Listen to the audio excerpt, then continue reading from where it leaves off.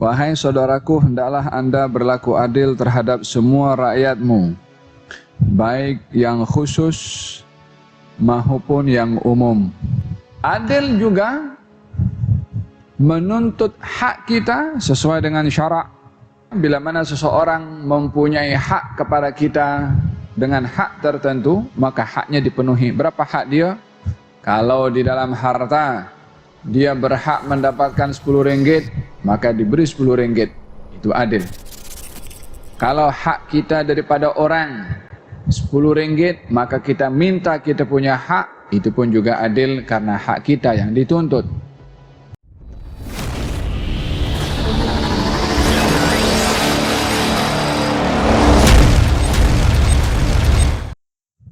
Bismillahirrahmanirrahim. Alhamdulillahi rabbil alamin.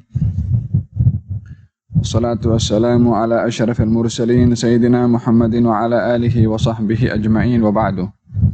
Nawayna at-ta'allum wa at-ta'lim, tadhakkura wa tadhkira, an-naf'a wal intifa' wal ifada wal istifada wal hatha ala at-tamassuki bi kitabillah wa sunnati nabiyhi wa dalalati ila al-khair wa ad-du'a ila al-huda ibtigha'a mardatillahi wa qurbihi wa thawabihi. Amin, Allahumma amin. Kita sampai kepada muka surat 130 134 ya, 134 perihal keadilan. Muka surat 134 fasal perihal keadilan. Al-Imam Abdullah bin Al-Haddad rahimahullah mengatakan dalam kitabnya pada muka surat 134 perihal keadilan, berlaku adil terhadap rakyatmu. Wahai saudaraku, hendaklah Anda berlaku adil terhadap semua rakyatmu, baik yang khusus maupun yang umum. Yani rakyat di sini ada dua. Ada rakyat am, ada rakyat khas. Rakyat yang umum dan rakyat yang khusus. Apakah rakyat umum? Apakah rakyat yang khusus? Sentiasa memeliharanya serta memeriksanya. Sebab Anda akan ditanya dari hal dan keadaannya oleh Allah Subhanahu wa ta'ala. Bahkan setiap penguasa akan disoal jawabkan tentang rakyatnya itu. Dan yang saya maksudkan dengan rakyat itu ialah yang khusus bagi dirimu, yaitu semua anggotamu yang 7. Apa saja? Lisan, pendengaran, penglihatan, perut, kemaluan, tangan, dan kaki. Ini rakyat yang khusus. Rakyat yang khusus, kalau ada rakyat, maknanya ada pemimpin, ada raja. Siapa pemimpin kepada rakyat ini? Ya kita. Kita ini raja kepada kita punya anggota tubuh badan. Kita ini sultan kepada badan kita sendiri. Sebab dia ikut apa kita punya cakap. Disuruh apa saja dia ikut. Ini rakyat yang khusus. Nanti kita jelaskan secara terperinci. Semua anggota ini adalah rakyatmu yang telah diserahkan Allah kepadamu untuk dipelihara. Dan berupa amanah yang telah diamanahkan kepadamu untuk dijaganya. Maka wajiblah Anda menahannya dari berbuat maksiat dan menggunakannya untuk berbuat taat terhadap Allah Ta'ala. Sebab Allah Ta'ala telah menciptakannya untukmu supaya Anda dapat menggunakannya pada jalan ketaatan kepadanya. Ingatlah bahwa semua anggota ini termasuk sebesar-besar nikmat Allah yang dikurniakannya buat Anda, yang patut Anda bersyukur kepada Allah Ta'ala karenanya. Manakala syukurnya pula ialah dengan Anda menggunakan semua anggota ini untuk mentaatinya dan tidak bermaksiat terhadapnya. Jika Anda meninggalkan semua itu dan Anda tidak melakukannya, berarti Anda telah mengubah nikmat Allah itu dengan mengkufuri nikmatnya. Seandainya Allah Ta'ala telah menciptakan semua anggota ini, serta memaksanya untuk mentaatimu umpamanya, niscaya Anda tidak mahu memakainya, membuat maksiat terhadapnya. Pada hakikatnya, setiap satu dari anggota-anggota ini telah berkata kepadamu dengan lisan logiknya, "Wahai hamba Allah, takutlah jika engkau hendak menggunakanku untuk berbuat maksiat, dan janganlah memaksaku membuat sesuatu yang diharamkan Allah ke atasku. Tetapi jika engkau tidak peduli dan terus membuat maksiat juga, kelak anggota itu bila kembali kepada Allah Ta'ala akan berkata kepadanya, 'Ya Tuhanku, aku sudah melarangnya dari berbuat begitu dan begitu, namun dia tetap tidak mahu mendengar. Dan sebenarnya aku tidak bersalah tentangnya, tentang apa yang dibuatnya.' Nanti Anda akan berdiri di hadapan Allah Ta'ala, dan semua anggotamu akan berbicara kepada Tuhannya dan bersaksi terhadap apa yang sudah Anda lakukan ketika di dunia dengan menggunakan anggota-anggota itu. Biar yang baik, maka dia akan bersaksi buatmu, ataupun yang buruk, maka dia akan mengadukan halnya atasmu, sesuai dengan bunyi-bunyi firman Allah Ta'ala yang berikut, "Yauma la maradda lahu minallahi ma lakum min malja'in ma lakum min malja'in yawma idzin wa ma lakum min nakir." Pada hari kiamat yang tiada dapat dielakkan lagi daripada Allah, tiada perlindungan lagi buat kamu pada hari itu, dan tiada dapat memungkiri. Firman-Nya yang lain, "Yauma la yanfa'u malun wala banun illa man atallaha biqalbin salim." Pada hari kiamat yang tiada berguna lagi harta dan anak pinak, kecuali siapa yang datang kepada Allah dengan hati yang bersih. Al-Imam Abdullah bin Ali al-Haddad berbicara tentang adil. Di dalam Al-Quranul Karim, Allah Subhanahu wa Ta'ala memerintahkan kepada hambanya, baik daripada jin atau daripada manusia, untuk bersikap adil. Innallaha ya'muru bil adli wal ihsan wa ita'i dzil qurba wa yanha 'anil fahsya wal munkar wal baghi ya'idzukum la'allakum tadhakkarun. Sesungguhnya Allah memerintah kamu untuk bersikap adil dan ihsan. Innallaha, sesungguhnya Allah memerintah kamu bil adli, untuk berlaku adil dan ihsan, dan melarang kamu berbuat fahsya, kekejian, kemungkaran, dan juga maksiat. Apa itu adil? Apa itu ihsan? Adil memberikan hak sesuai dengan syarak.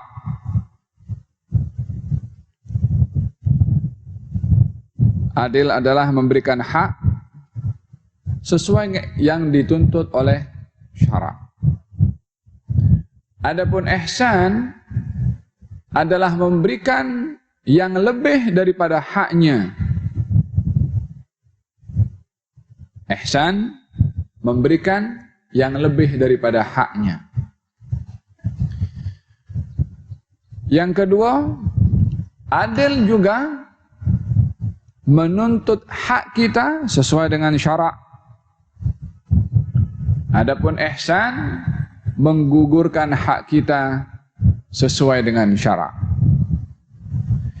Itu makna kepada adil dan ihsan.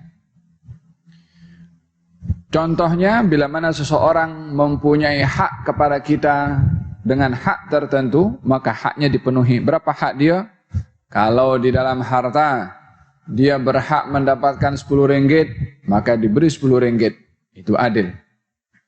Kalau hak kita daripada orang, Rp10, maka kita minta kita punya hak, itu pun juga adil karena hak kita yang dituntut.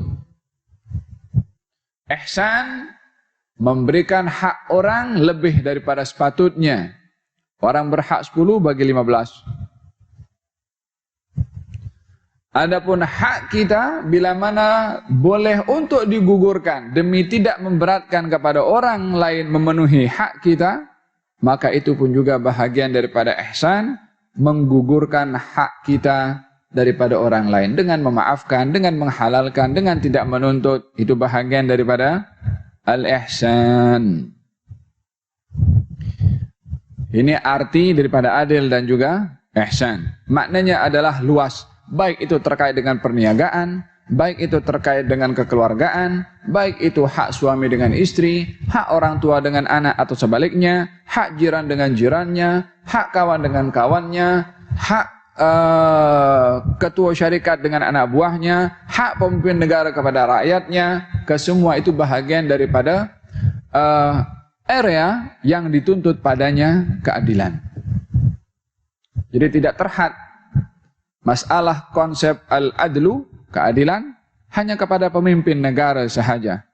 Akan tetapi ia merangkumi kepada segala kalangan, termasuk di tengah-tengah rumah tangga kita, bahkan kepada diri kita sendiri. Hendaklah kita bersikap adil terhadap tangan kita, mata kita, telinga kita, karena kita adalah pemimpin kepada anggota badan kita, sebagaimana Imam Al-Haddad membahagikan rakyat yang ditadbir kepada dua golongan. Rakyat am adalah rakyat jelata, rakyat khas adalah anggota badan kita.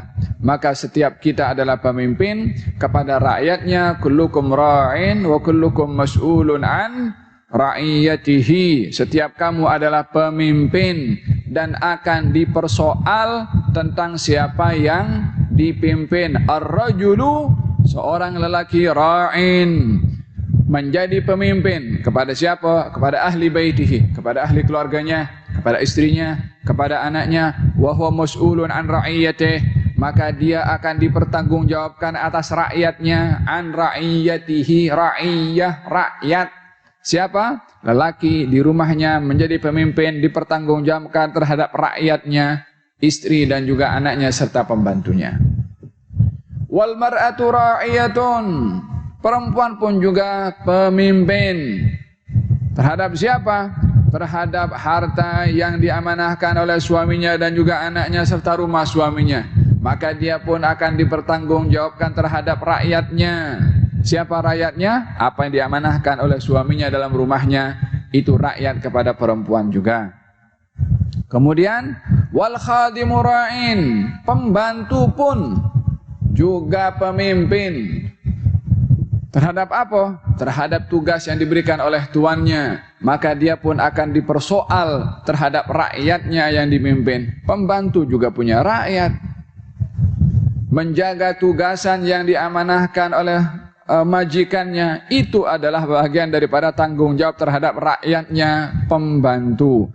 Laki punya rakyat, perempuan punya rakyat, pembantu punya rakyat. Masing-masing akan dipertanggungjawabkan terhadap rakyatnya. Disimpulkan oleh Nabi, wa kullukum ra'in wa kullukum mas'ulun an ra'iyatihi. Masing-masing daripada kamu adalah pemimpin dan akan dipersoal terhadap siapa yang dipimpin daripada rakyatnya. Faham dong? Dengan demikian kita dapat menyimpulkan arti kepimpinan adalah lebih luas, bukan hanya terhad kepada kepimpinan negara, daerah, kawasan, bandar, wilayah, tapi terhadap diri sendiri, terhadap rumah tangga pun kita adalah seorang pemimpin. Hadza berkenaan dengan arti kepimpinan dan konsep al-adl. Oleh hadza dalam hadis Nabi sallallahu alaihi wasallam mengatakan, sab'atun yudhilluhumullahu fi dhillihi yawma la dhilla illa dhilluh. 7 golongan yang akan dilindungi oleh Allah di hari tiada perlindungan kecuali perlindungannya Allah. Siapa yang pertama? Imamun adil, pemimpin yang adil. Sifat daripada pemimpin di sini dengan adil, karena tuntutan kepada setiap pemimpin adalah berlaku adil apapun yang dipimpin. Siapapun yang memimpin, tanggung jawabnya adalah adil terhadap area yang dia bertanggung jawab terhadap, termasuk juga kepimpinan terhadap dirinya sendiri. Imamun adil, apatah lagi kepemimpinan yang lebih luas. Walihada Imam Al-Haddad mendahulukan pembahasannya tentang konsep adil adalah terhadap diri sendiri, terhadap anggota badan kita yang 7. Apa saja? Yang pertama, lisan, pendengaran, penglihatan, perut, kemaluan, tangan, dan kaki. Ini anggota yang boleh berbuat kebaikan atau keburukan. Lisan, bercakap jujur, perkara yang baik. Bercakap dusta, perkara maksiat. Telinga, mendengar kebaikan, hal yang baik. Mendengar keburukan, maka hal yang maksiat. Demikian mata, demikian tangan, demikian kaki, demikian perut, demikian kemaluan. Oleh sebab yang sedemikian, seperti mana setiap pemimpin akan dipertanggungjawabkan terhadap rakyatnya, termasuk pemimpin kepada tubuh badannya sendiri, maka ia pun juga akan dipertanggungjawabkan terhadap rakyatnya. Allah Subhanahu wa taala berfirman dalam Al-Qur'anul Karim dalam surat Yasin. Apa katanya? Al-yawma nakhtimu ala afwahihim wa tukallimuna aydihim wa tashhadu arjuluhum bima kanu yaksibun. Hari ini kami tutup mulut-mulut mereka. Yang ditutupnya sementara, karena sudah banyak mulut bercakap di dunia. Maka satu masa nanti akan ditutup oleh Allah Subhanahu wa taala. Allah Maha berkuasa untuk menjadikan lisan ini tak boleh bercakap. Dan pernah pun Allah Subhanahu wa taala memenuhi permintaan Nabi Zakaria untuk tidak mahu bercakap. Katanya ketika mendapat berita dari Allah terhadap Nabi Zakaria kalau istrinya akan hamil dan melahirkan anak, kata Nabi Zakaria, Rabbi ja'alli ayah. Ya Allah, jadikan untuk aku tanda kalau istriku hamil. Apa katanya? Qala ayatuka alla tukalliman nasa thalathata ayyam. Tanda kalau istrimu hamil, kamu tak boleh bercakap 3 hari. Dia serta-merta macam tu tak boleh bercakap. Kecuali tasbih berzikir boleh. Nak bercakap dengan orang tak boleh. Kan sama-sama lisan yang digunakan. Ini bertasbih guna lisan, bercakap pun guna lisan. Tapi Allah Subhanahu wa taala yang menciptakan lisan memerintahkan kepada lisan boleh untuk berzikir, memerintahkan kepada lisan untuk tidak boleh bercakap. Walaupun benda yang sama. Innama amruhu idza arada syai'an an yaqula lahu kun fayakun. Maka bermula daripada istrinya hamil, Nabi Zakaria tak boleh bercakap kecuali zikir saja. Wa hakadha, nanti di hari kiamat, al-yawma nakhtimu ala afwahihim. Hari ini kami tutup mulut-mulut mereka. Wa tukallimuna aydihim. Yang akan bercakap kepada kami tangan-tangan mereka. Wa tashhadu arjuluhum. Kesaksian tangan akan disaksikan oleh kaki. Yakni kaki pun akan menjadi saksi betul kata tangan. Sebab ini tangan di mana saja 24 jam dia bersama dengan kita. Dia tahu apa yang kita buat. Walaupun tak punya mata, walaupun tak punya telinga, tapi sentiasa hari-hari dengan kita. Wa tukallimuna aydihim wa tashhadu arjuluhum bima kanu yaksibun. Bukankah ini akan independen dari bercakap? Akan bercakap. Kaki yang kita pakai, kita langkah kemana saja dia ikut hari ini, nanti satu hari akan bercakap. Ya Allah, saya dibawa pergi keluar negara, pergi masuk tempat yang tak elok, buat ini, buat itu. Nah, boleh bersembunyi daripada manusia saat ini? Dalam ayat yang lain Allah berfirman, wa qalu li juludihim. Manusia akan berbicara, berhujjah, memarahi kepada siapa? Kepada kulitnya sendiri. Li juludihim. Mereka akan marah akan memarahi atau berhujjah dengan kulit badan mereka sendiri. Apa katanya? Lima syahidtum alaina. Hai kulit.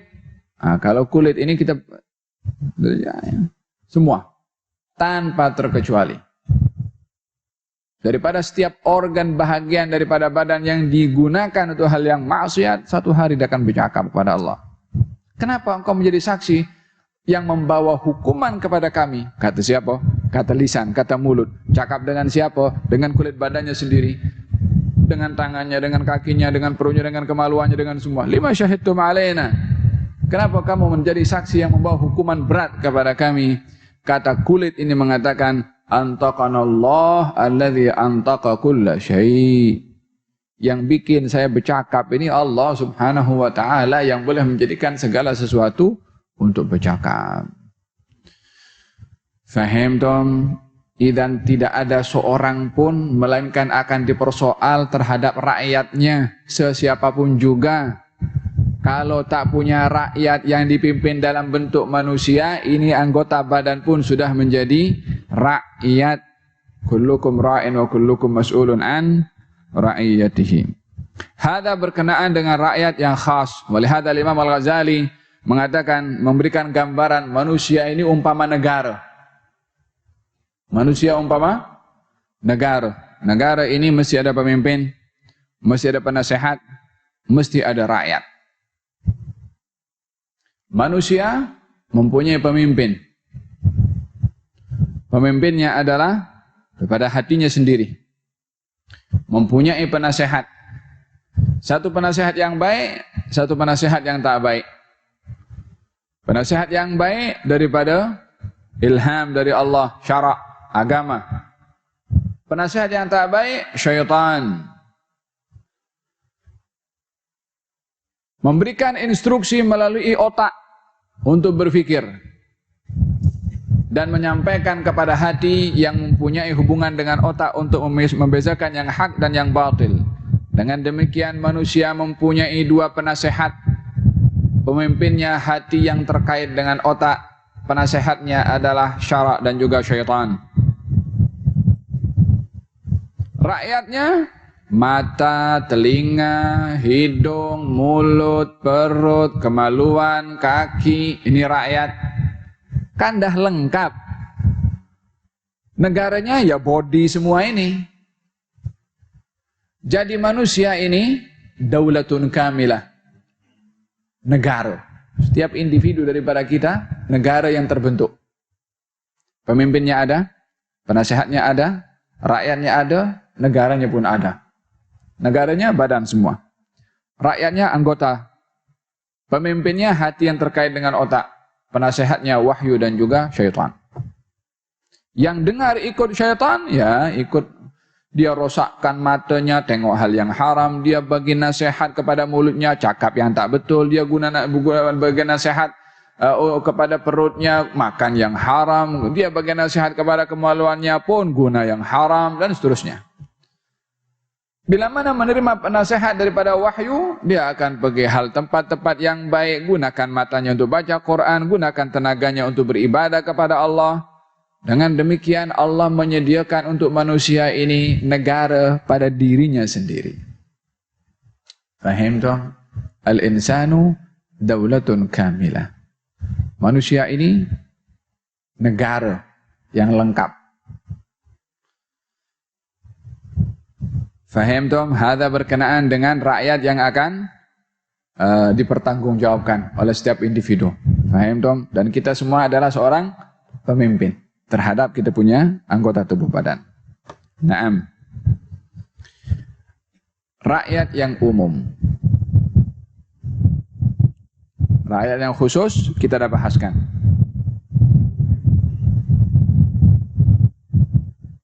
Rakyat yang umum sudah saya maksudkan dengan rakyat umum, kata beliau Imam Al-Haddad, ialah sesiapa yang dijadikan Allah berkuasa buatmu dan atasmu, seperti anak-anak, istri, hamba sahaya.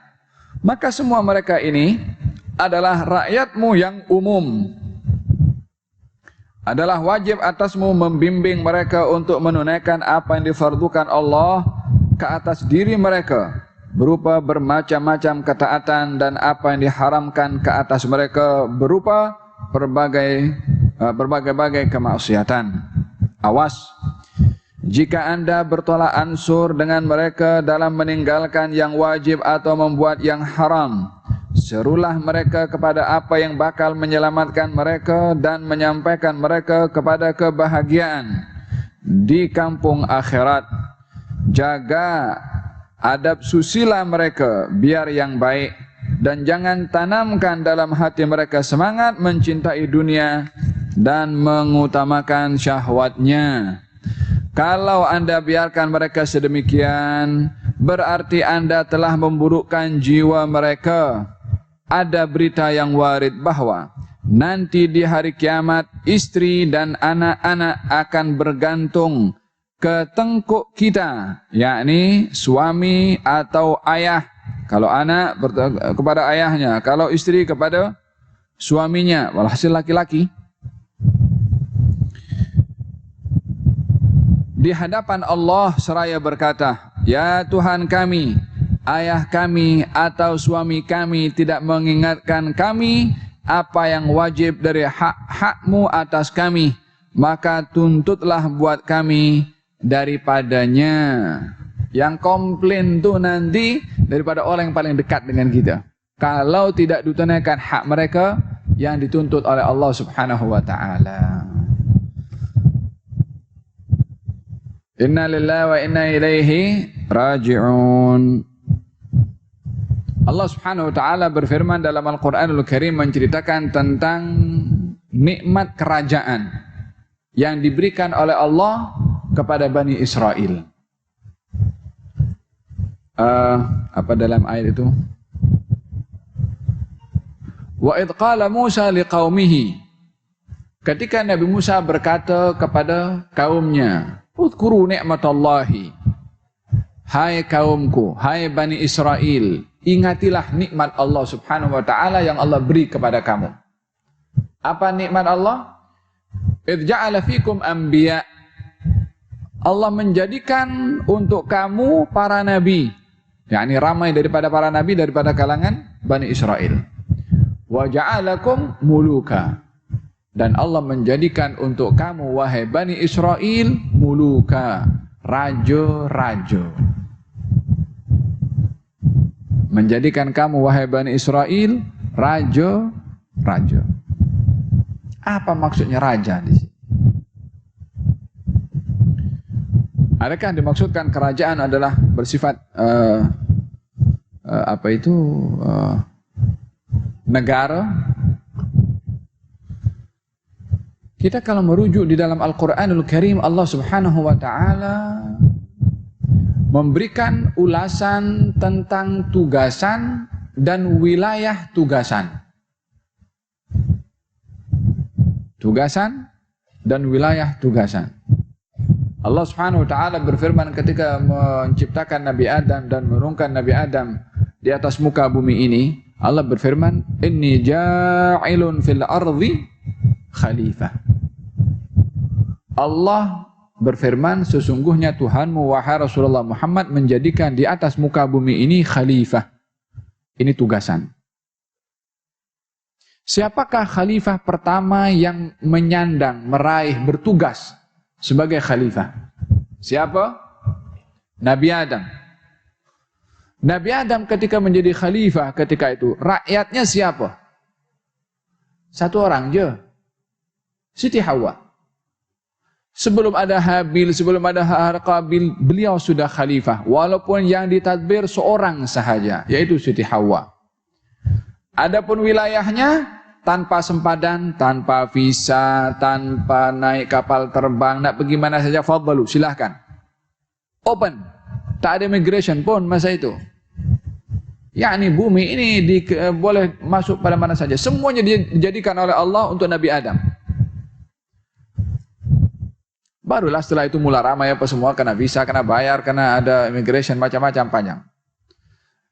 Tapi intinya di sini Allah ketika menciptakan di atas muka bumi ini area sebagai tempat ditadbir oleh khalifah, waktu itu pemimpinnya satu saja. Yang dipimpin seorang saja, Siti Hawa. Dan khalifahnya adalah Nabi Adam. Kawasannya bumi. Kepimpinan yang bersifat zahir bukanlah menjadi satu maksud utama daripada kepimpinan yang sebenar.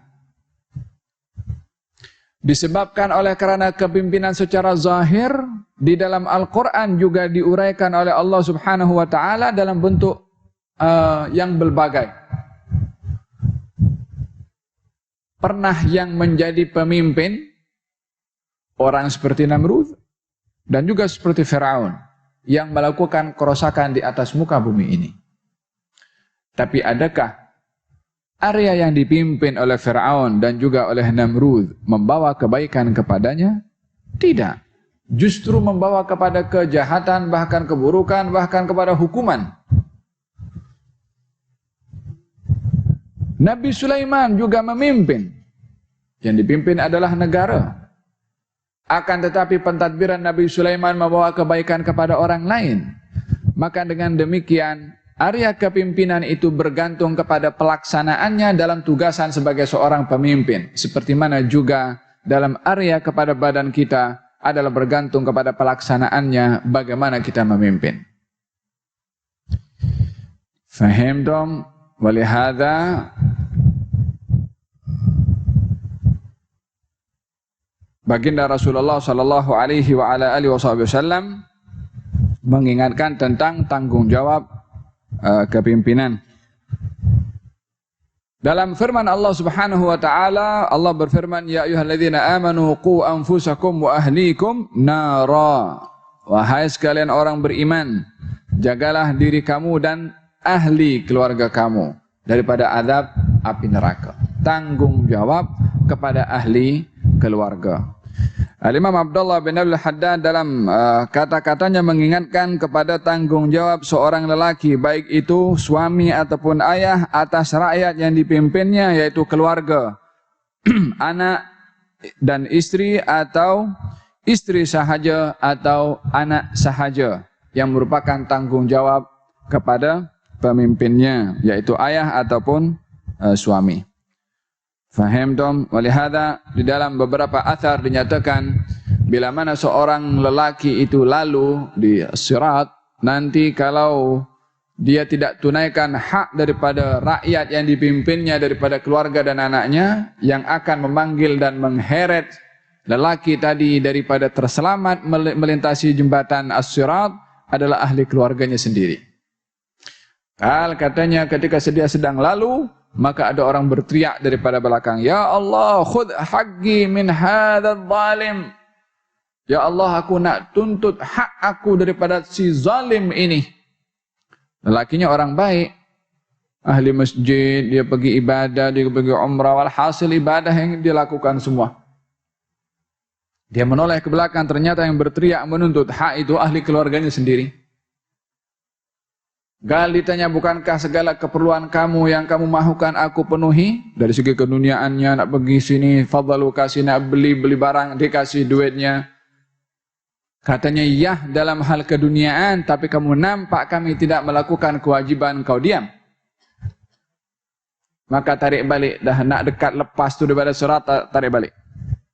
Sehingga ditunaikan dulu hak daripada ahli keluarganya sendiri.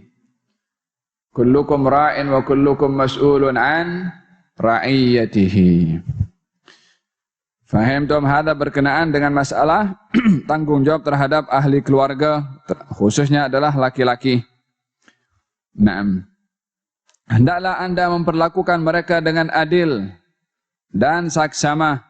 Adapun adil itu ialah anda memenuhi semua hak-hak mereka yang telah diwajibkan Allah ke atasmu buat mereka, seperti nafkah makan, minum, dan pakaian, bergaul dengan mereka secara baik. Termasuk adil juga, hendaklah Anda menahan setengah mereka dari menzalimi yang setengah, dan Anda mengambil hak dari yang menganiaya untuk dikembalikan kepada yang teraniaya. Dan ada berita yang warid bahwa seorang hamba dicatat sebagai seorang penganiaya, padahal dia tiada memiliki apa-apapun selain keluarga rumah tangganya semata, yakni dia telah menzalimi mereka dari hak-hak mereka. Dia kepada orang tidak zalim, tak ambil duit orang, tak berbuat jahat kepada orang, tapi hak keluarga tak ditunaikan.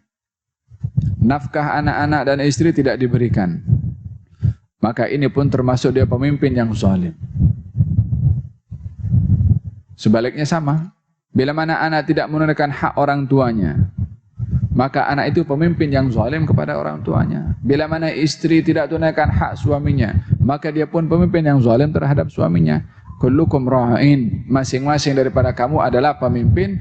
Hanya ruang tanggung jawab kepimpinan laki-laki adalah lebih berat berbandingkan ruang kepimpinan selain daripada laki-laki. Faham tom? Hada berkenaan dengan rakyat yang umum.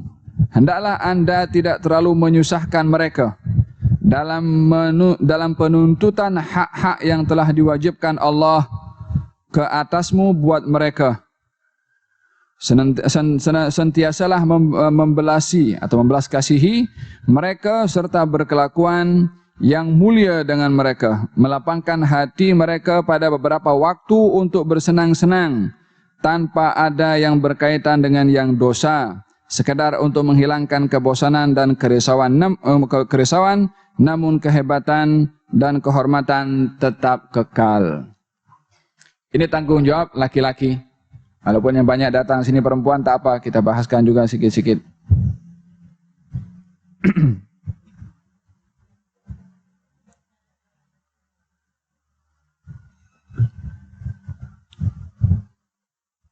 Nabi SAW bersabda, khairukum khairukum li ahlihi wa ana khairukum li ahli. Sebaik-baik kamu adalah yang paling baik terhadap ahli keluarganya. Aku adalah orang yang paling baik terhadap ahli keluarga aku. Beliau orang yang paling sibuk di atas muka bumi ini. Beliau tidak pernah pun mengabaikan hak dan tanggung jawab keluarganya.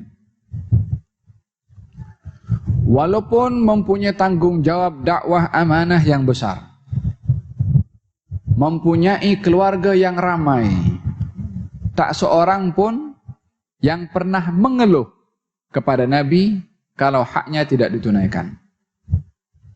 Baik daripada ramah mesranya, baik daripada sembang-sembangnya, baik daripada belas kasihannya, baik daripada sikap romantisnya, daripada Nabi SAW, semuanya merasa dirinya istrinya yang paling disayang oleh Nabi. Dalam Sunan Al-Imam At-Tirmidzi diceritakan bahwasanya Nabi melarang seseorang untuk banyak bercakap selepas Isya. Makruh. Kecuali beberapa perkara.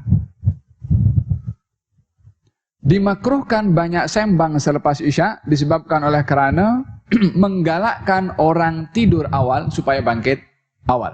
Yang kalau banyak sembang selepas Isya, tidurnya lewat, maka bangkitnya pun juga lewat. Sementara malam ini mempunyai hak kepada muslim mukmin untuk dihidupkan dengan qiyamul lail.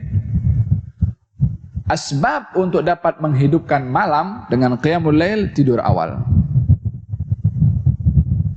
Tapi sekarang ini jarang nampaknya orang tidur awal. Mungkin banyak tidur awal orang-orang tua. Tapi yang tidur lewat ini, yang segar bugar di badannya, belum dengan Facebooknya, belum dengan internetnya, belum dengan YouTube-nya, dengan macam-macam. Kalau bukan pukul 1, pukul 2 tak tidur lagi. Kalau tak dipaksa dah, mata dah mengantuk, tak larat tengok, tak tidur-tidur. Kecuali beberapa perkara yang dibolehkan untuk orang sembang selepas isya. Satu, bila mana perbincangan itu terkait dengan ilmu atau dengan dakwah. Yang kedua, kalau orang sembang-sembang dengan keluarganya. Sembang dengan keluarga selepas isya tidak termasuk daripada sembang yang makruh.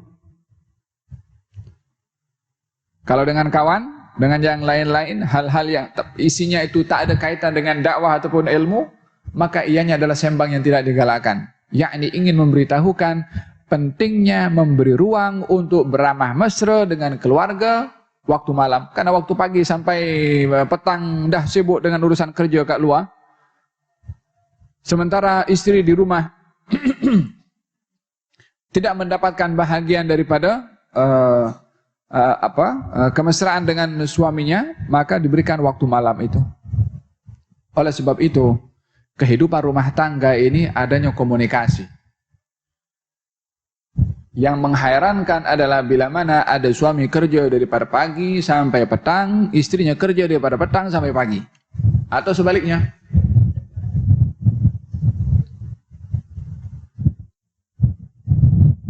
Kalaupun itu menjadi satu tugasan, hendaklah mereka kena berfikir macam mana ini bahtera rumah tangga ini jangan sampai ada bocor. Disebabkan kerenggangan antara pasangan suami istri tanpa ada communicate. Baginda Rasulullah SAW selepas isya sembang. Dan terkadang dikumpulkan istrinya. Cerita Nabi. Gal satu hari, Nabi ketika cerita, Siti Aisyah ada, Siti Hafsah ada, semua istri Nabi ada, Nabi sembang. Tentunya sembang-sembangnya Nabi ini sembang-sembang yang bermanfaat. Masa Nabi cerita itu menakjubkan sangat. Tapi tak diceritakan dalam hadis itu apa, isi ceritanya itu apa. Hanya cerita itu menakjubkan karena dikomentari, dikomen oleh salah seorang istri Nabi. Katanya, ya Rasulullah, ini cerita macam cerita khurafat. Maksudnya, kalimat khurafat itu kan biasanya digunakan hal-hal yang merepek lah. Karena tak masuk di akal. Tapi ini maksudnya karena terlalu menakjubkan dan susah akal untuk boleh menerima. Karena terlalu menakjubkan, maka digambarkan seakan-akan cerita khurafat. Kata Nabi, kamu tahu tak khurafat itu apa? Pembahasan berpindah kepada khurafat. Jadi kalimat khurafat ini daripada dulu pun dah ada. Hanya orang tak semua tahu apa itu khurafat. Ya kan? Kita kalau paham khurafat apa? Hal-hal yang merepek, hal-hal yang tak masuk akal, atau hal-hal yang tak ada guna. Kata baginda Rasulullah mengatakan kepada istrinya, kamu tahu tidak apa itu khurafat? Kata mereka mengatakan tidak tahu. Kata Nabi, khurafat ini nama orang. Orangnya baik. Orang ini satu hari dicuri oleh jin. Diculik. Dibawa ke alam jin. Di situ dia melihat keajaiban di alam jin yang tidak pernah dinampak di alam manusia. Ada pernah masuk alam jin? Kalau boleh jangan. Dia melihat keajaiban di alam jin yang tidak pernah dinampak di alam manusia. Lama dia berada di alam jin. Selepas itu dikembalikan ke alam manusia. Tak tahu apa sebab jin culik dia. Jin itu seronok ke dengan dia ke, nak berkawan ke, Allahu a'lam. Falhasil dia dibawa ke alam jin lalu dikembalikan. Ketika dikembalikan ke alam manusia, dia cerita kepada manusia apa yang dia tengok di alam jin. Sementara manusia ini yang tak pernah tengok kepada alam jin menafikan apa yang diceritakan oleh khurafat tentang alam jin. Maka orang kata ini cerita khurafat, ini cerita khurafat, ini cerita khurafat. Apa sebab? Jahilnya manusia terhadap apa yang dilihat oleh khurafat di alam jin. Bukan tak wujud, bukan cerita merepek. Yang dengar tu tak nampak, khurafat yang nampak. Faham dong? Dah tahu cerita khurafat? Nabi ceritakan sejarah khurafat. Fahimtum? Hadza berkenaan dengan masalah sembang-sembang dengan ahli keluarga. Dan dalam hal ini mengambil berat tentang ahli keluarga tidak terhad kepada salat. Tak boleh buat yang ini. Jangan marah-marah saja.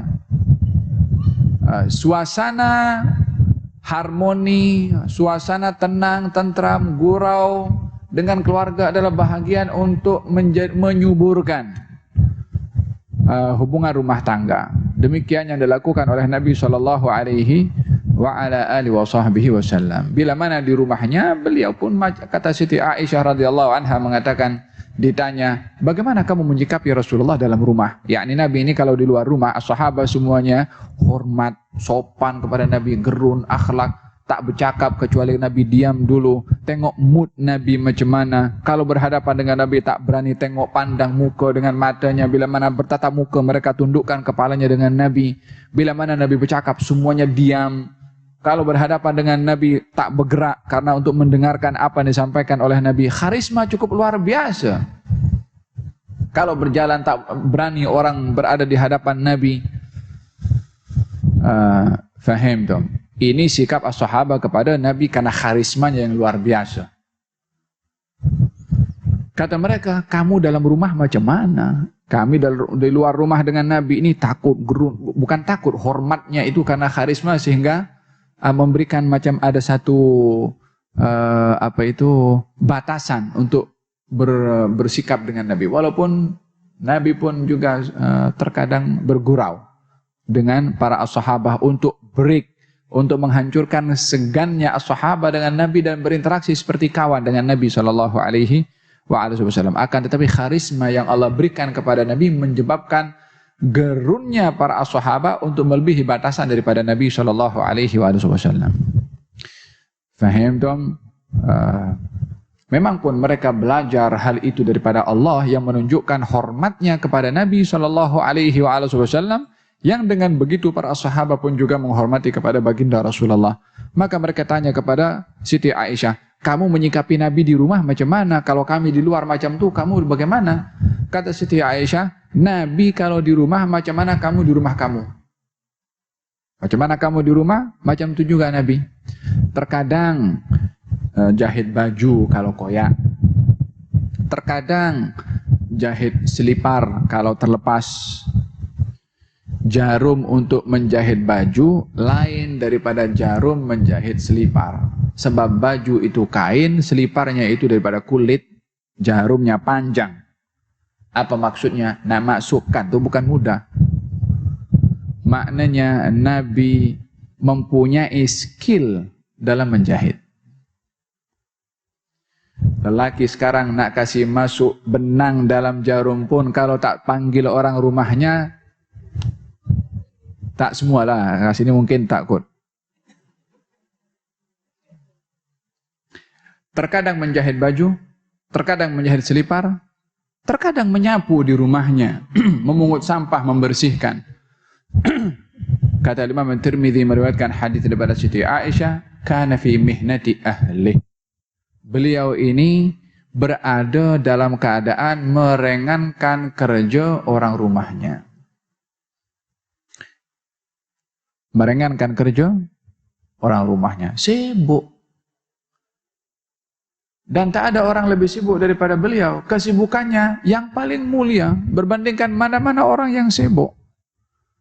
Tapi ada ruang untuk ahli keluarganya, hatta untuk menyapu di rumahnya. Faham dong? Hadza kehidupan rumah tangga Nabi SAW.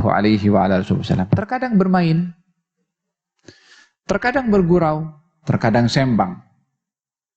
Bergurau dengan istrinya, bergurau dengan cucunya, sembang dengan cucunya, sembang dengan istrinya, sembang dengan anaknya. Yakni dibentuk rumah tangga itu seharmoni mungkin oleh Nabi. Sebaik-baik kamu adalah yang paling baik kepada ahli keluarga kamu. Dan aku, yakni Nabi, orang yang paling baik terhadap ahli keluarga aku. Kalau satu hari ketika belum lama hijrah ke kota Madinah, dan Siti Aisyah masa itu masih berusia remaja atau lebih kepada usia suka bermain. Baginda layan untuk bermain dengan Siti Aisyah. Katanya, jom kita lumba lari malam-malam daripada satu tempat ke satu tempat. Lumba lari. Waktu itu Nabi sengaja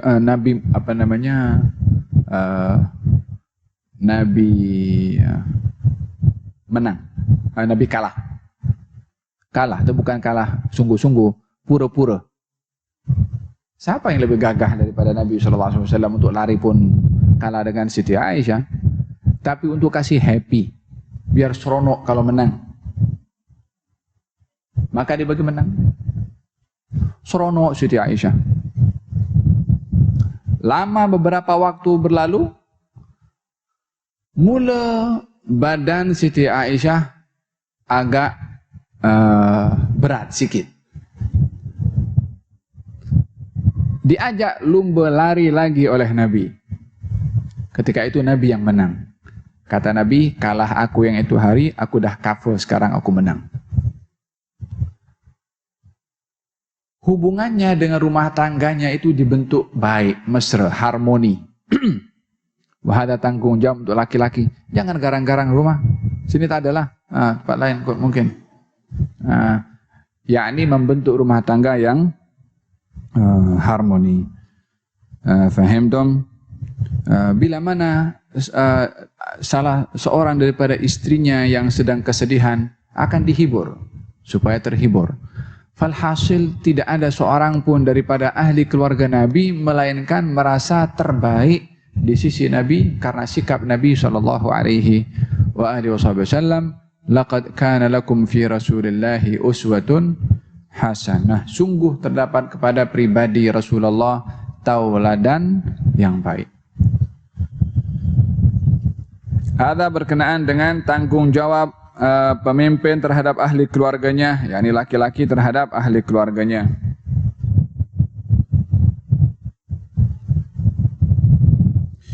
Maafkan mereka bila berbuat salah.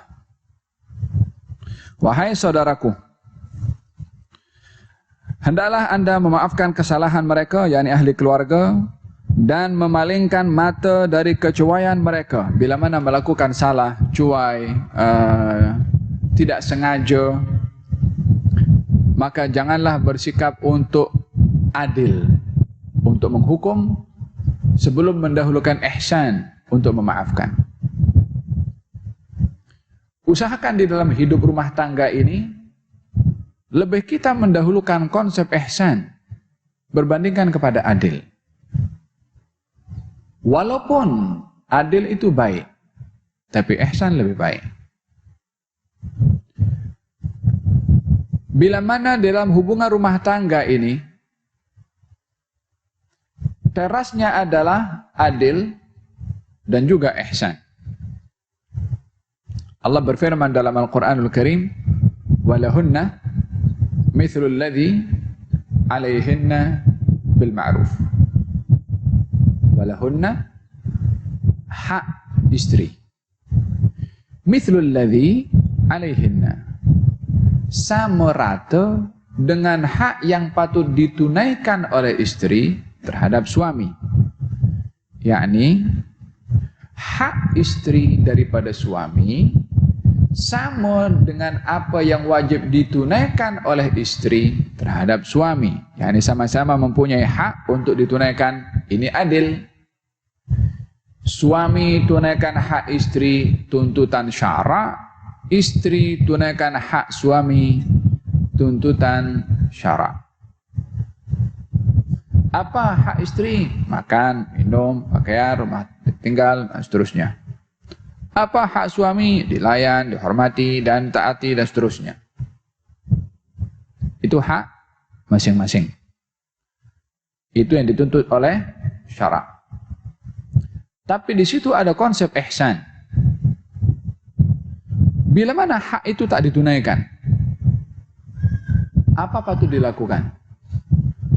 Kalau dalam konsep adil, apa hak aku nak, hak engkau ambil.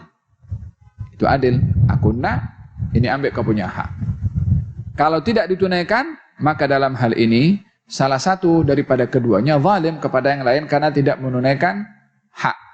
Kalau salah satu tidak menunaikan hak dan zalim, maka dengan demikian dia adalah termasuk orang yang salah dan berdosa mengikut hukum syara' disebabkan tidak adil. Siapa yang dapat dosa? Kalau bukan istri ya suami. Adakah seorang istri akan puas hati kalau suaminya berdosa? Atau suami akan merasa senang hati kalau istrinya berdosa?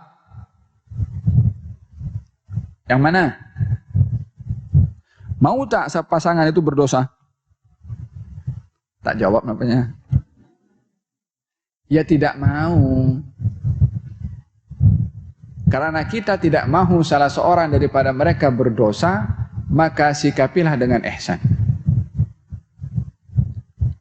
Yakni seboleh mungkin berusaha untuk menggugurkan hak dalam batasan yang boleh demi untuk tidak menanggung dosa pasangan kita yang lain. Allah berfirman dalam Quranul Karim. Apa katanya? Wa'ashiruhunna bil ma'ruf. Dan pergaulilah istri-istri kamu itu dengan ma'ruf.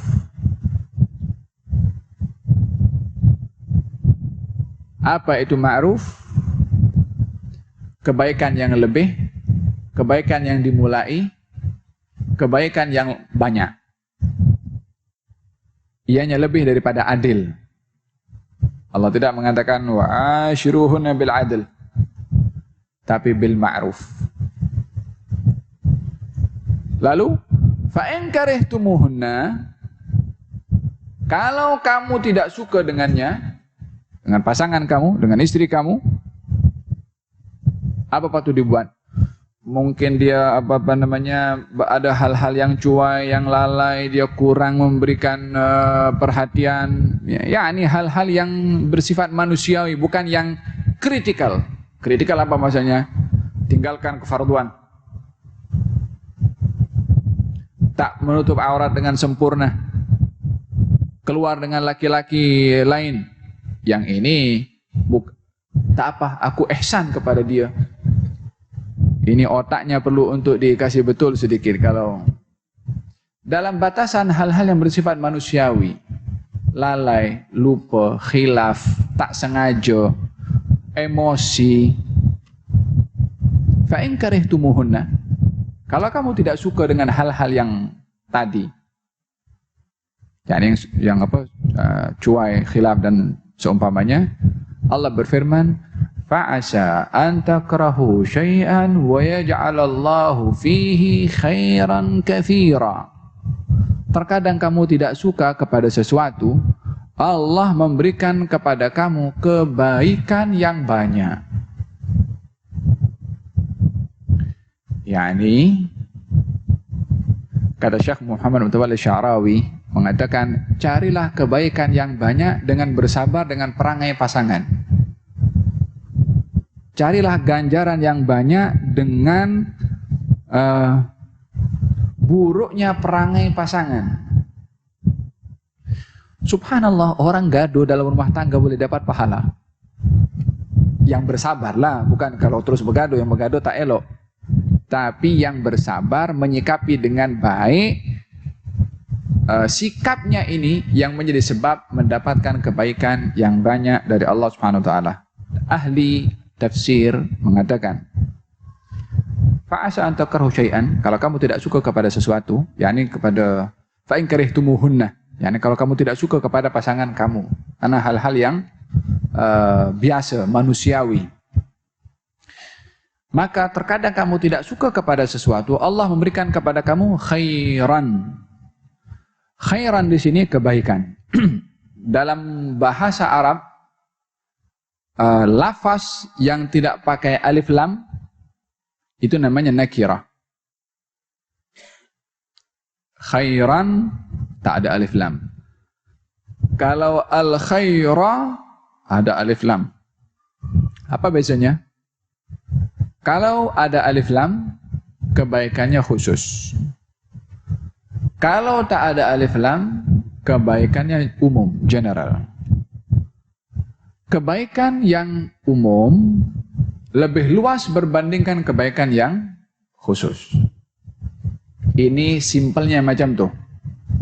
Allah berfirman, wa yaj'alallahu fihi khairan. Ada alif lamnya tak ada? Ada alif lam tak ada? Tak ada. Bermakna merangkumi banyak kebaikan. Ditambah lagi oleh Allah kebaikannya katsira. Banyak, yang berkata banyak Allah Subhanahu wa ta'ala. Banyak itu mengikut Allah tak sama dengan kalimat banyak mengikut manusia. Artinya apa di sini?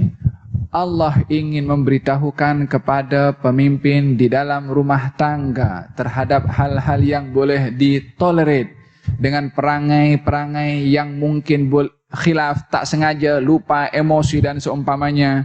Maka sikapilah hal yang sedemikian dengan tahammul, dengan kita bersabar demi untuk meraih kebaikan general yang banyak dijanjikan oleh Allah Subhanahu wa ta'ala.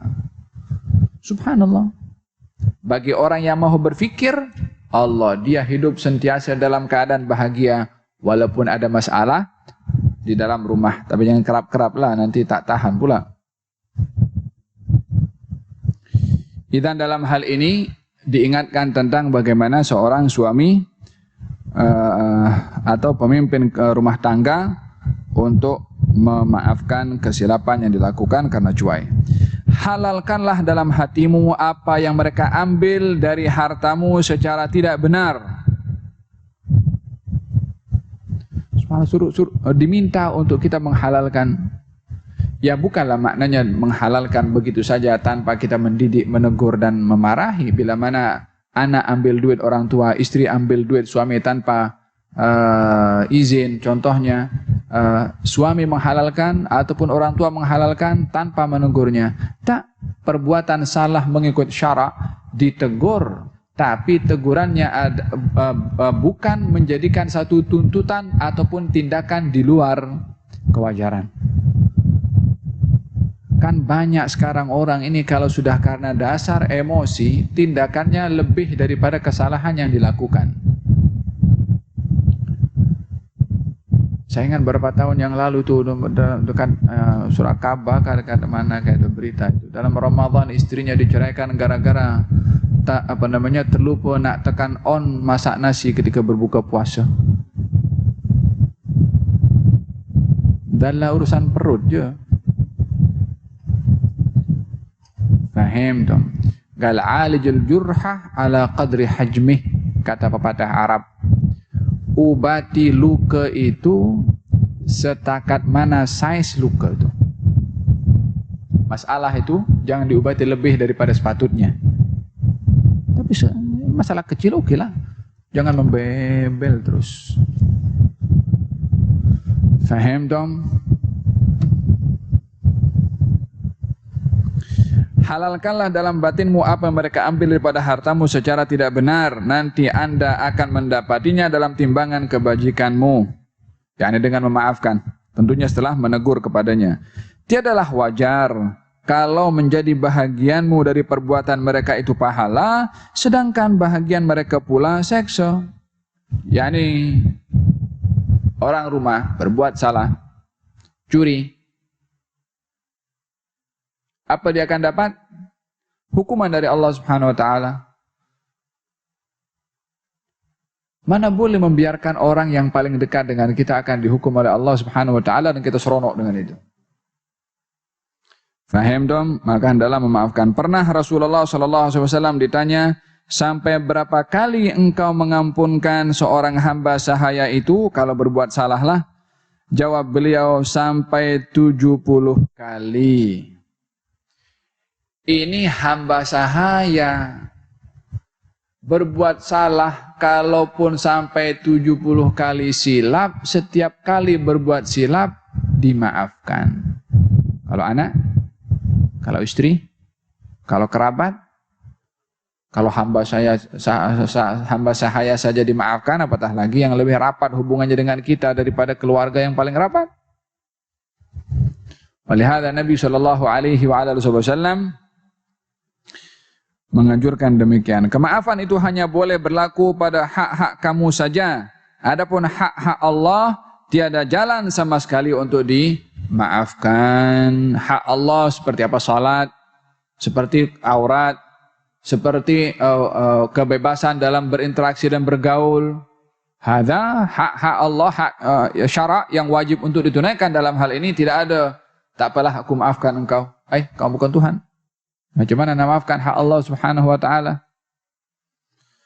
Kemudian perhatikan pula yang perlu diperhatikan juga ingatan suami ataupun orang tua kepada anak dan juga ahli keluarganya dalam berinteraksi di luar. Ketika memakai wangi-wangian, ketika berhias, hendaklah kesederhanaan menjadi keutamaan. Kemudian perhatikan pula kaum wanita dari ahli rumah tanggamu dengan perhatian yang istimewa. Sentiasa bertanyakan mereka tentang apa yang mereka lakukan. Nah, ini sembang-sembang tadi saya katakan di rumah, tanya dengan ahli keluarga apa kabar, makan bersama. Faham tuh. Karena mereka itu kurang serba-serbi dalam hal akal dan juga agama. Yakni dalam beberapa perkara ada yang dilarang. Ketika dalam keadaan haid tak boleh salat dan berpuasa. Dalam kesaksian perempuan 2, laki 1, karena jaraknya jauh di dalam hal-hal yang memerlukan kepada kesaksian. Ajarilah mereka hukum hakam haid, fardu mandi, wudu, salat, puasa, dan hak-hak suami, dan liku-liku hukum yang lain. Ini bahagian daripada tanggung jawab lelaki untuk mengajarkan kepada perempuan. Jangan pula aku tak ada kaitan dengan hal yang perempuan, ini kan hal perempuan, biar dia lah belajar. Tak, dia tanggung jawab bahagian daripada pendidikan kepada ahli keluarga suami, kena mesti tahu. Ilmu yang didapat oleh suami adalah dikongsi dengan istri. Demikian orang tua terhadap anaknya. Perkara mengambil berat terhadap rakyat ini, yakni kepada keluarga, boleh diluaskan sehingga menyentuh setengah-setengah hamba Allah, seperti para sultan, para penguasa, para ulama juga, dan setiap penguasa bertanggung jawab ke atas rakyatnya. Jadi diuraikan oleh Imam Al-Haddad tentang konsep adil kepada penguasa. Yang pertama, konsep adil kepada penguasa, diri sendiri berkuasa kepada tubuh badan. Lelaki berkuasa terhadap ahli keluarganya, mesti konsep adil ditegakkan. Suami terhadap istri, orang tua kepada anaknya. Lalu konsep adil yang berikutnya adalah pada para penguasa yang mempunyai kuasa di wilayah atau di negaranya. Juga dituntut untuk menegakkan konsep adil. Allah Subhanahu wa taala berfirman, "Innallaha ya'muru bil 'adli wal ihsan." Sesungguhnya Allah menyuruh berlaku adil dan berbuat kebaikan, yakni ihsan, hingga ke akhir hayat. Nabi SAW bersabda, "Allahumma man wulliya min amri ummati syai'an farafaqa bihim farfuq bihi wa man syaqqa alaihim." Ini bukan bihu ya, bihi. Farfuq bihi. Wa man syaqqa alaihim fasyaqqa alaihi. Ya Allah, ya Tuhanku, barang siapa yang berkuasa ke atas umatku dalam sesuatu urusannya, lalu dia berlembut dengan mereka, maka lembutlah kepadanya. Dan barang siapa yang berkeras kepada mereka, maka kerasilah dia. Doa Nabi SAW kepada pemimpin yang adil dan kepada pemimpin yang zalim. Yang adil didoakan oleh Nabi untuk mendapatkan kelembutan daripada Allah. Yang zalim mudah-mudahan akan dihukum oleh Allah Subhanahu wa taala. Nabi SAW bersabda lagi, "Ma min walin yamutu yawma yamutu wa huwa ghashun li ra'iyatihi illa harramallahu alaihi al-jannah." tiada seorang penguasa yang mati pada hari dia mati sedang dia menipu rakyatnya, melainkan Allah akan mengharamkan baginya masuk surga. Disebabkan oleh kerana tidak adil. Berbuat baiklah kepada kedua ibu bapa. Setelah tadi dituntut adil, lelaki kepada suami, orang tua terhadap anak, maka dibahaskan bakti anak kepada orang tua. Wahai saudaraku, dalam hadis Nabi SAW ditanyakan kepada seorang perempuan bertanya kepada Nabi tentang hak suaminya. Kata Nabi SAW, huwa jannatuki wa naruki. Suami itu surga kamu dan juga neraka kamu. Sama juga orang tua terhadap anak. Kata Nabi, huma jannatuki, huma jannatuka wa naruka. yakni kedua orang tua itu bagi kamu wahai anak adalah surga dan nerakamu. Faham dong, ketika satu hari Nabi SAW ditanya oleh seorang anak tentang hak orang tuanya. Kata Nabi buat simpel. Apa itu? Huma, kedua orang tua itu surga dan nerakamu. Yakni surga bagi mereka yang berbakti, neraka bagi mereka yang durhaka. Wahai saudaraku, hendaklah anda berbuat baik kepada kedua ibu bapamu, karena yang demikian itu diantaranya yang paling wajib daripada semua kewajiban yang lain. Jangan sekali-kali anda menderhakai mereka, karena yang demikian itu merupakan dosa yang paling besar. Allah Ta'ala berfirman, wa qadha rabbuka alla ta'budu illa iyyah wa bil walidaini ihsana imma yablughanna indaka al-kibara ahaduhuma aw kilahuma fala taqul lahumā uffin wa la tanharhumā wa qul lahumā qawlan karīmā wakhfid lahumā janāha adh-dhulli minar rahmah wa qur rabbirhamhumā kamā rabbayānī shaghīrā. Tuhanmu telah memerintahkan agar engkau tiada menyembah selain Dia, yakni Allah, dan kepada kedua ibu bapa hendaklah engkau berbuat baik. Kalau salah seorang di antara keduanya atau keduanya sekali telah mencapai umur tua, maka janganlah engkau mengatakan kepada keduanya perkataan cis. Jangan engkau menengking mereka, dan berkatalah kepada keduanya perkataan yang hormat.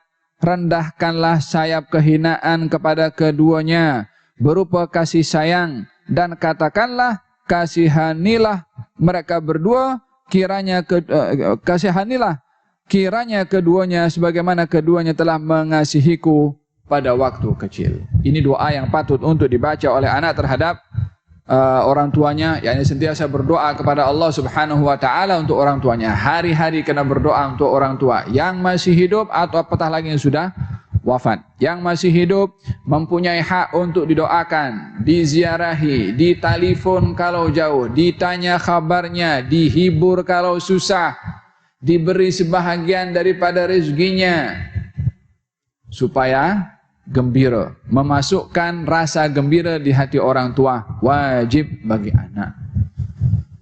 Faham tuh? Kalau sudah meninggal dunia, didoakan, bersedekah untuk orang tuanya meninggal, diziarahi bila mana ada kesempatan datang. Jangan tunggu hari raya nak berziarah.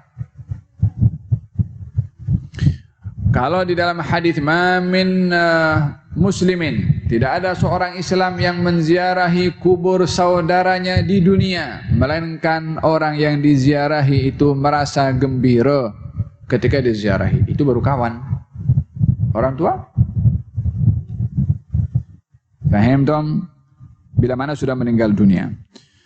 Berfirman Allah Ta'ala, Anishkurli wali walidayka, hendaklah engkau berterima kasih kepadaku dan kepada kedua ibu bapamu, yakni bersyukur.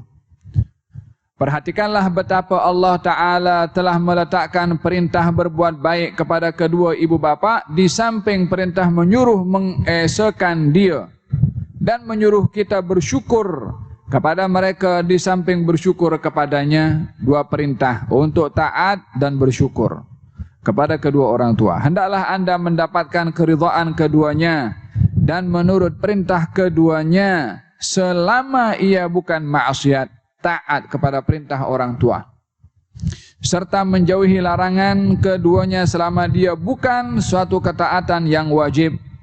Orang tua kalau melarang sesuatu yang tak ada kaitan dengan hukum hakam syarak, kena diikuti. Mesti diikuti.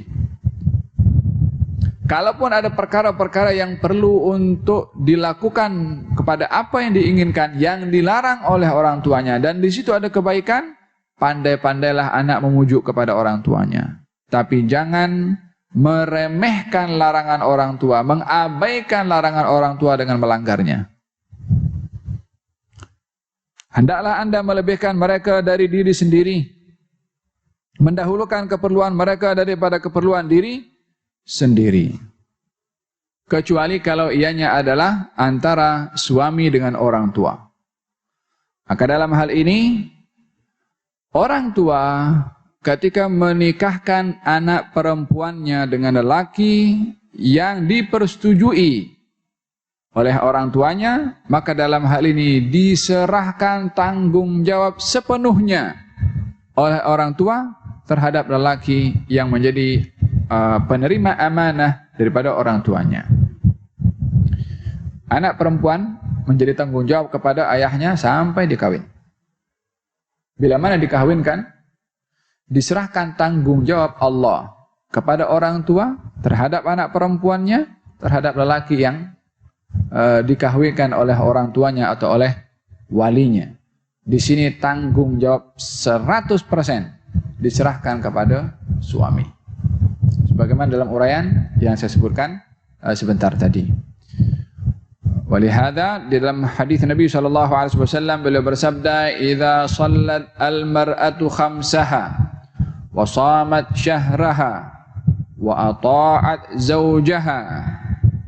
Kalau seorang istri itu salat 5 waktu dan berpuasa Ramadan, taat kepada suaminya, maka akan diseru kepadanya untuk dia boleh masuk syurga daripada pintu mana saja yang dia mau.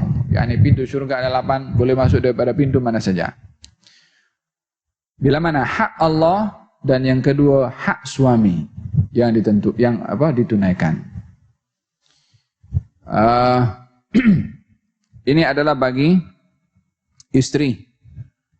Adapun bagi anak, hendaklah didahulukan orang tuanya berbandingkan kepada yang lain. Termasuk menderhaka apabila Anda menyakiti keduanya dengan menahan bantuan atau apa saja yang baik untuk menyampaikan kepada keduanya, apatah lagi kalau dengan memasamkan muka atau dengan mengherdik mereka. Usahakan bahasa bercakap dengan orang tua itu selembut mungkin. Jangan potong orang tua ketika bercakap, hatta terkadang orang tua itu membebel. Biarkan diam sampai selesai. Apa yang perlu Anda sampaikan, sampaikan elok-elok dengan lemah lembut, khususnya bila mana sudah sampai peringkat usia tua. Jangan suka mengeluh berhadapan dengan orang tua yang sudah tua, bila mana berhadapan dengan pelbagai macam perangai. Karena orang tua kita pun tak pernah mengeluh ketika mendidik kita di masih kecil. Sakit ya dilayan, lapar disuap, nak mandi dimandikan, susah dihibur, nangis didukung. Tak pernah mengeluh pun kepada kita. Ketika sudah usia tua kepada orang tua, kita pun jangan mengeluh. Layan seperti mana dituntut oleh syarak.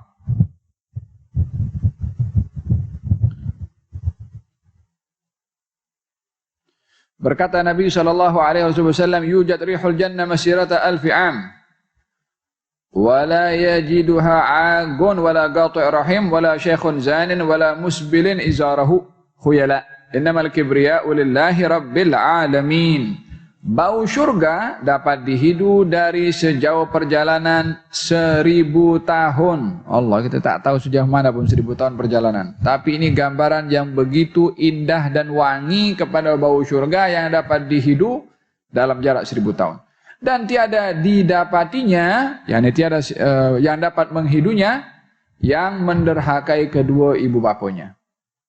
Jangankan masuk surga, nak cium bau surga pun tak dapat.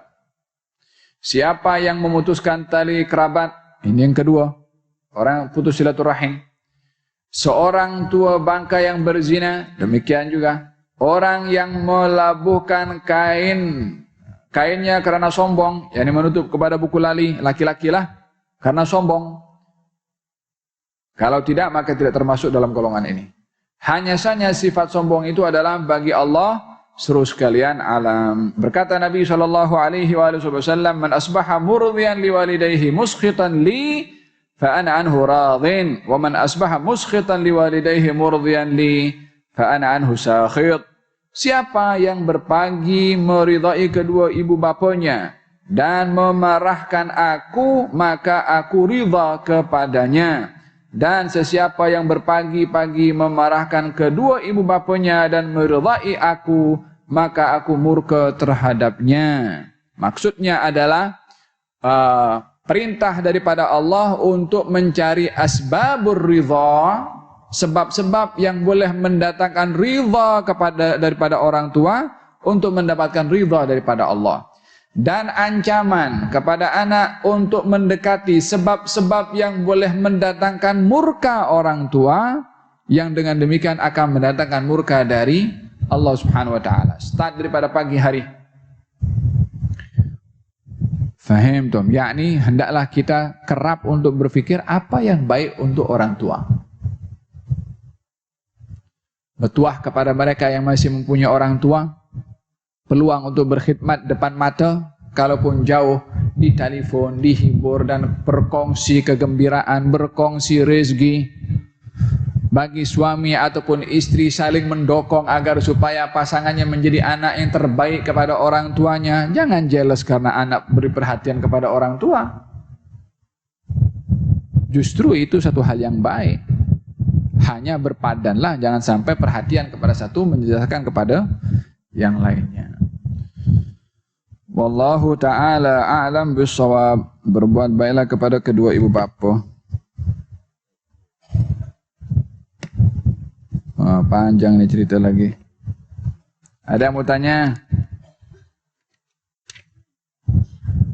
Membantu anak untuk mentaatinya.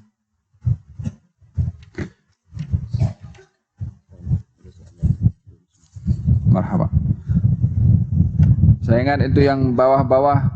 Saya ingat masalah berbakti kepada orang tua, hal yang banyak kita bahaskan kan.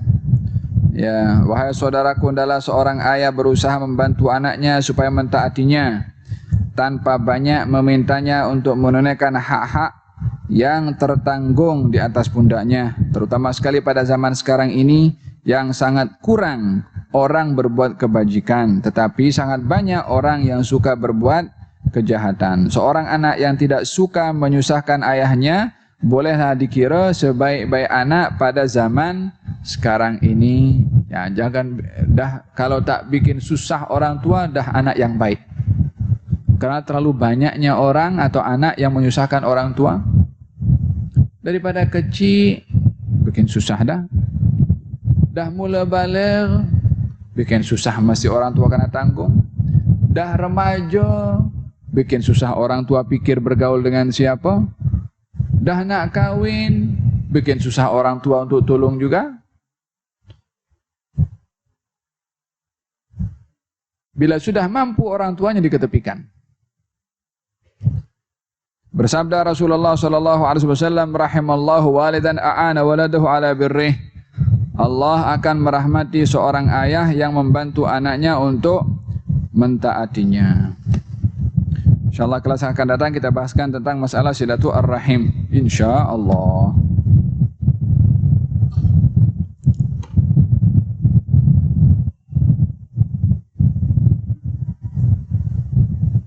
Ada yang bertanya? Ya.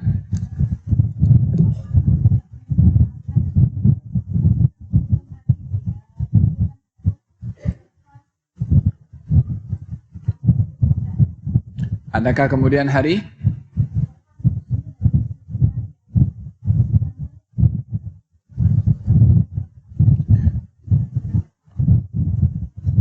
Bila mana hak yang dimaksudkan itu adalah hak Allah terhadap anak itu tidak ditunaikan, seperti anak tidak sholat, anak tidak menutup aurat, anak bergaul dengan orang yang bukan mahram, contohnya hal-hal, atau anak menggunakan hal-hal yang diharamkan, ditegur, dimarah, dibuat sebolehnya oleh orang tuanya, mengingatkan kepadanya bahwasanya ini melanggar kepada Allah, maksiat kepada Allah, na'am, orang tuanya akan gugur daripada tanggung jawabnya terhadap Allah Subhanahu wa ta'ala. Tapi bila mana orang tua tidak menegur kepadanya, itulah termasuk daripada cerita yang ada dalam kitab ini akan dituntut oleh ahli keluarganya.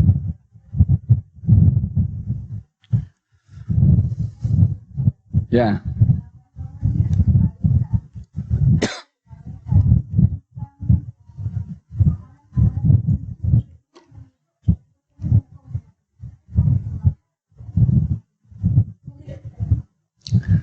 Ada khurafat atau apa khurafat? Tapi khurafat yang ini ya, yang so kita sekarang khurafat ini ada dua dah.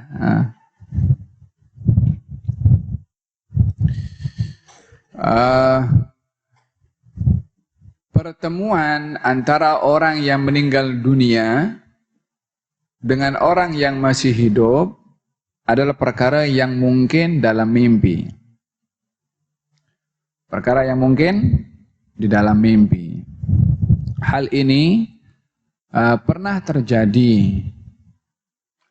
di zaman Sayyidina Abu Bakar As-Siddiq atau salah kepada dua orang sahabat Nabi SAW.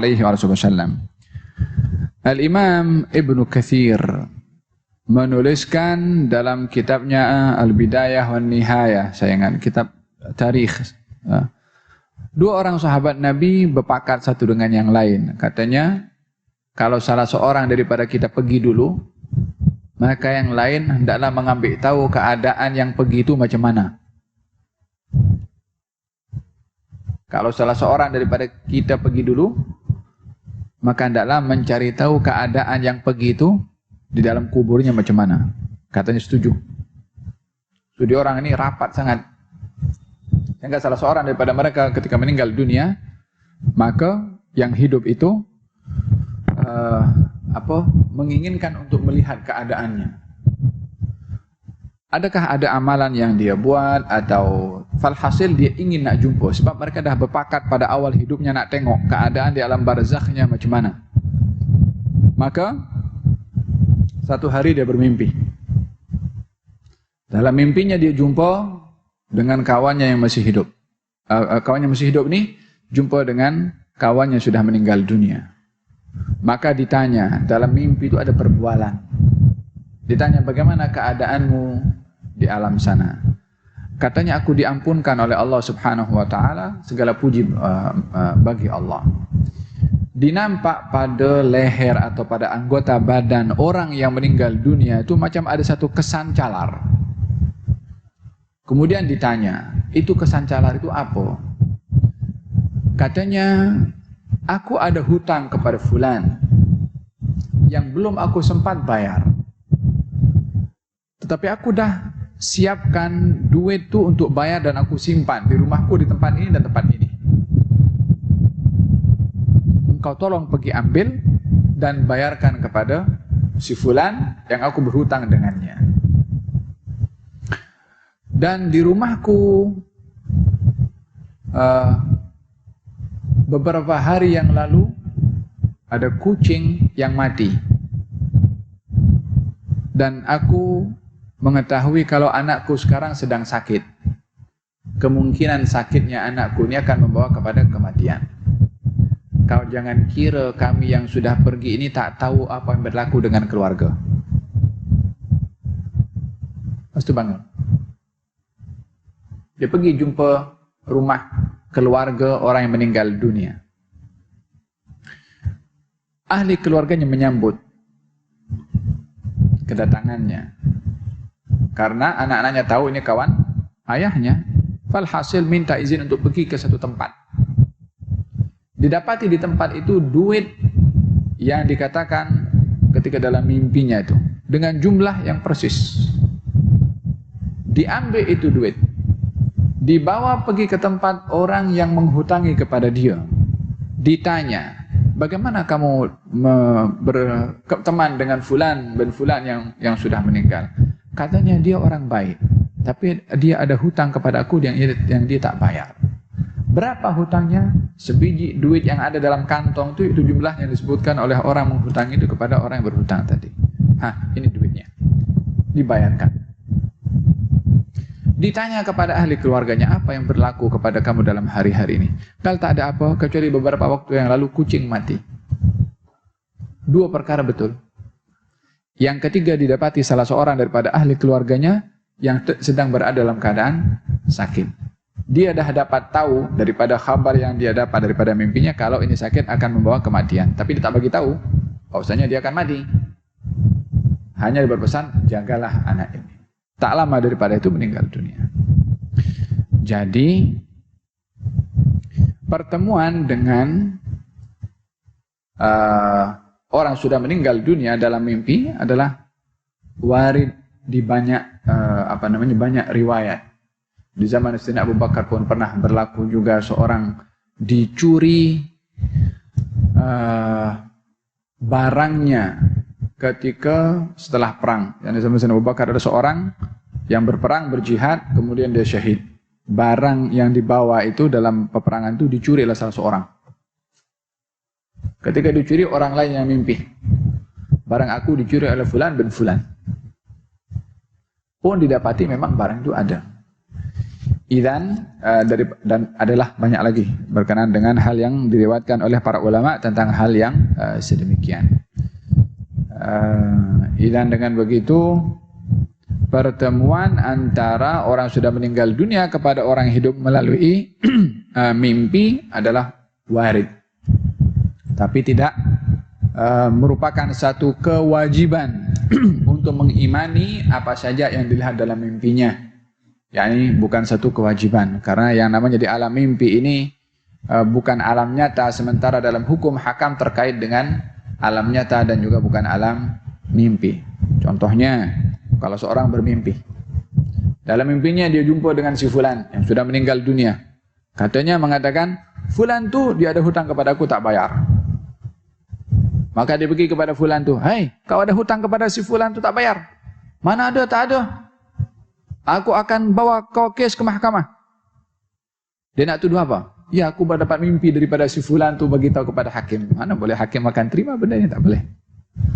Kewajibannya untuk mengimani dan mengilzamkan kepada orang tidak, karena hal dalam mimpi tidak sampai kepada peringkat pelaksanaannya di dalam alam yaqadhah, kecuali pernah berlaku di zaman Sayyidina Abu Bakar As-Siddiq radhiyallahu anhu wa arda. Adapun pertemuan antara baginda dalam peristiwa Isra Mi'raj, baginda Rasulullah bertemu dengan para anbiya yang sudah pun wafat dan sudah meninggal dunia. Bertemu dengan Nabi Musa, bertemu dengan Nabi Ibrahim dan semualah. Dalam Nabi dan peristiwa Isra Mi'raj berjumpa dengan Nabi Musa di langit yang ke-5, berjumpa dengan Nabi Musa di kuburnya ketika berada di dunia. Walaupun Nabi Musa sudah wafat, bukankah turunnya salat kewajiban daripada 50 menjadi 5 adalah percakapan antara Nabi Muhammad dengan Nabi Musa? Bukankah Nabi Musa sudah wafat? Ya, sudah wafat. Ini pun pernah terjadi kepada baginda Rasulullah sallallahu alaihi wa ala alihi wa sahbihi wasallam. Hal-hal yang sedemikian Allah memberikan kepada baginda Rasulullah sallallahu alaihi wasallam sebagai satu keistimewaan dengan dihimpunkan seluruh para anbiya yang sudah berada di alam arwah untuk berikrar akan kepimpinan Nabi sallallahu alaihi wasallam terhadap mereka secara keseluruhan. Ini adalah bahagian daripada beberapa sandaran riwayat yang diceritakan berkenaan dengan hubungan orang yang masih hidup dengan orang yang sudah wafat. Paham dong? Hal-hal yang seperti ini baik kalau tidak dibahaskan secara umum yang sukar kepada orang untuk memahaminya disebabkan perbezaan alam ini sendiri. Dan tidak sepatutnya tidak semua perkara mesti diceritakan melalui Facebook atau diviralkan. Saya ada anak perempuan yang baru belajar di university dan berkawan dengan pemuda baik akhlaknya, dan anak perempuan saya ingin berkahwin dengan pemuda tersebut tetapi saya tidak izinkan dalam masa terdekat. Adakah ini dikira saya tidak memenuhi hak anak?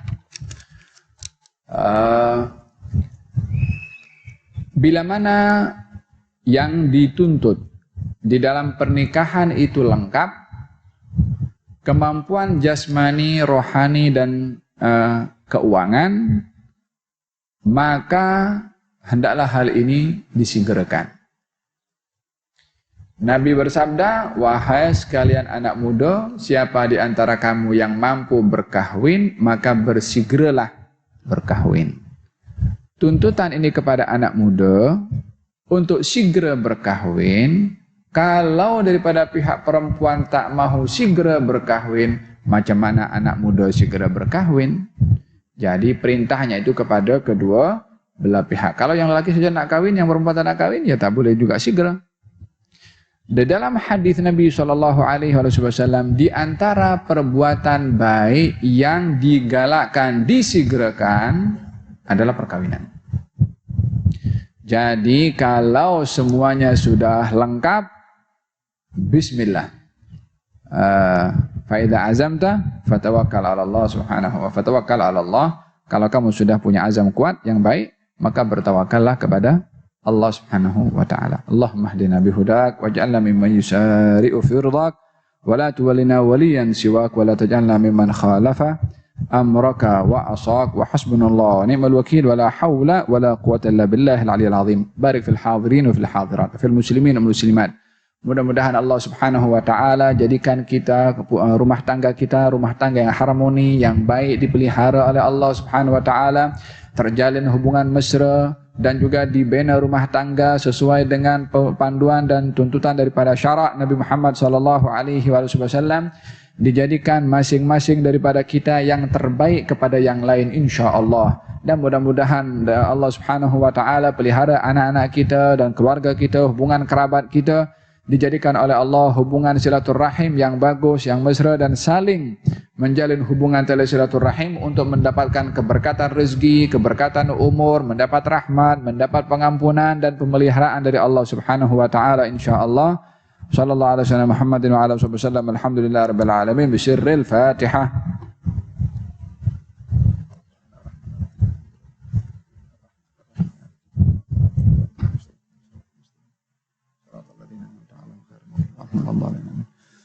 ربنا تقبل منا انك انت السميع العليم تب علينا انك انت التواب الرحيم دعواهم فيها سبحانك اللهم وتحيتهم فيها سلام واخر دعواهم الحمد لله رب العالمين تقبل الله منكم.